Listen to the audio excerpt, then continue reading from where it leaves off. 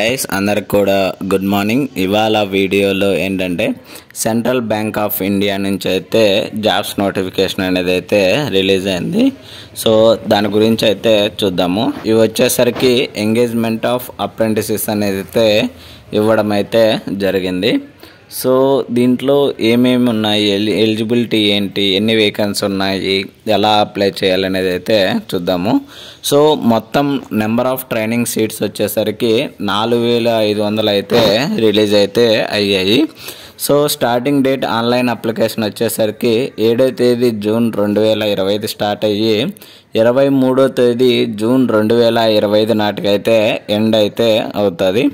And payment of online application వచ్చేసరికి 7వ తేదీ జూన్ 2025 నుంచి 25వ తేదీ జూన్ 2025 వరకు అయితే టైం అయితే ఉంటుంది. ఆన్లైన్ ఎగ్జామినేషన్ వచ్చేసరికి 1 జూలై అండి. సో ఇది ఓన్లీ టెంటెడ్ అనేది అయితే ఇవ్వడం అయితే జరిగింది. So maybe first week July అయితే ఉండొచ్చు ఎక్స్పెక్టెడ్ అయితే. నెక్స్ట్ ఎలిజిబిలిటీ క్రైటీరియా అయితే సిటిజన్ ఆఫ్ ఇండియా అయితే అయి ఉండాలి. So next second one age relaxation and age limit అయితే చూద్దాము. సో ఏజ్ లిమిట్ విషయానికి వచ్చేసరికి మినిమం 20 సంవత్సరాలు అండి. మాక్సిమం ఏజ్ లిమిట్ వచ్చేసరికి 28 సంవత్సరాలు అయితే ఇవ్వడం అయితే జరిగింది. సో ఎడ్యుకేషనల్ క్వాలిఫికేషన్ విషయానికి వచ్చేసరికి 31 మే 2025 నాటికైతే మనమైతే ఏంటంటే డిగ్రీ అయితే అయిపోయి ఉండాలి. సో డ్యూరేషన్ ఆఫ్ ట్రైనింగ్ వచ్చేసరికి 1 ఇయర్ అండి. 12 months అయితే మనకైతే ట్రైనింగ్ అనేది అయితే ఇవ్వడం అయితే జరుగుతుంది. సో నెక్స్ట్ ఏజ్ రిలాక్సేషన్ విషయానికి వచ్చేసరికి ఎవరైతే ఎస్సీ ఎస్టీ క్యాండిడేట్స్ ఉంటారో వాళ్ళకైతే 5 years అండి.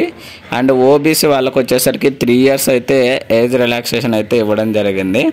అండ్ ఫిజికల్లీ హ్యాండిక్యాప్డ్ వాళ్ళకు వచ్చేసరికి ఓసీ అండ్ ఈడబ్ల్యూఎస్ వాళ్ళకు 10 సంవత్సరాలు, ఓబీసీ వాళ్ళకు 13, ఎస్సీ ఎస్టీ వాళ్ళకు 15 సంవత్సరాలు అయితే ఇవ్వడం అయితే జరిగింది. అండ్ విండో డైవర్స్డ్ ఉమెన్ వాళ్ళకైతే so concession of the age 35 years for the general and EWS వాళ్ళకి, and 38 years for OBC, SC ST వాళ్ళకైతే 40 సంవత్సరాలు అయితే ఏజ్ రిలాక్సేషన్ అనేది అయితే ఇవ్వడం అయితే జరిగింది. సో నెక్స్ట్ సెలక్షన్ ప్రొసీజర్ వచ్చేసరికి సో మనకైతే ఆన్లైన్ ఎగ్జామ్ అయితే కండక్ట్ చేయడం అయితే జరుగుతుంది. సో ఈ ఆన్లైన్ ఎగ్జామ్ వచ్చేసరికి మొత్తం 1 hour అయితే ఎగ్జామ్ అయితే కండక్ట్ చేయడం అయితే జరుగుతుంది. సో మొత్తం మనకైతే 100 questions ఉంటాయి. 100 marksకి అయితే ఎగ్జామ్ కండక్ట్ చేయడం అయితే జరుగుతుంది. సో ఏమేమి టాపిక్స్, ఏమేమి టెస్ట్ ఉంటుంది అనేది అయితే చూద్దాము. సో ఫస్ట్ వన్ వచ్చేసరికి క్వాంటిటేటివ్ యాప్టిట్యూడ్ అండి. 15 questions ఇస్తాడు 15 మార్కులకి. అండ్ సెకండ్ వన్ వచ్చేసరికి లాజికల్ రీజనింగ్ అండి. 15 questions ఇస్తాడు 15 మార్కులకి అయితే ఉంటుంది. థర్డ్ వన్ వచ్చేసరికి కంప్యూటర్ నాలెడ్జ్. ఇది వచ్చేసరికి 15 questions 15 marks. నెక్స్ట్ దాని తర్వాత ఇంగ్లీష్ లాంగ్వేజ్ అండి. 15 questions 15 మార్కులు. దాని తర్వాత బేసిక్ రీటైల్ ప్రోడక్ట్స్ అండి. 10 questions ఉంటాయి 10 మార్కులు అండి. దాని తర్వాత బేసిక్ రీటైల్ అసిస్ట్ ప్రోడక్ట్స్ వచ్చేసరికి 10 questions ఉంటాయి 10 మార్కులు. దాని తర్వాత బేసిక్ ఇన్వెస్ట్మెంట్ ప్రోడక్ట్స్ అండి. సేమ్ ఇది కూడా 10 questions అండ్ 10 మార్క్స్కి. నెక్స్ట్ 8వ వచ్చేసరికి last one basic insurance products అండి. 10 questions ఉంటాయి 10 మార్కులు అండి. సో మీడియం ఆఫ్ టెస్ట్ వచ్చేసరికి ఇంగ్లీష్ లేదా హిందీలో అయితే ఉంటుంది. నెక్స్ట్ వచ్చేసరికి దీనికి ఎటువంటి నెగిటివ్ మార్కింగ్ అయితే ఉండదండి. సో నెక్స్ట్ వచ్చేసరికి టెస్ట్ వచ్చేసరికి బేసిక్ లోకల్ లాంగ్వేజ్ అనేది అయితే ఇవ్వడం జరిగింది. అండ్ ఫైనల్ సెలక్షన్ లిస్ట్ ఎలా జరుగుతుంది, నెక్స్ట్ డాక్యుమెంట్ వెరిఫికేషన్ ఉండొచ్చు. సో ఇది వచ్చేసరికి కాంట్రాక్ట్ ఆఫ్ అప్రెంటిస్ జాబ్స్ అండి. ఇవి ఓన్లీ ఫర్ కాంట్రాక్ట్ బేసిక్, ఇవి పర్మనెంట్ జాబ్స్ అయితే కాదండి. So already duration of training వచ్చేసరికి ఆల్రెడీ చెప్పుకున్నాము మనమైతే 12 months అండి. 1 year అయితే మనకి ట్రైనింగ్ అయితే ఉంటుంది. ఇది వచ్చేసరికి స్టే ఫండ్ అండ్ బెనిఫిట్స్ విషయానికి వచ్చేసరికి మంత్లీ మనకైతే 15,000 స్టే ఫండ్ అయితే ఇవ్వడం అయితే జరుగుతుంది.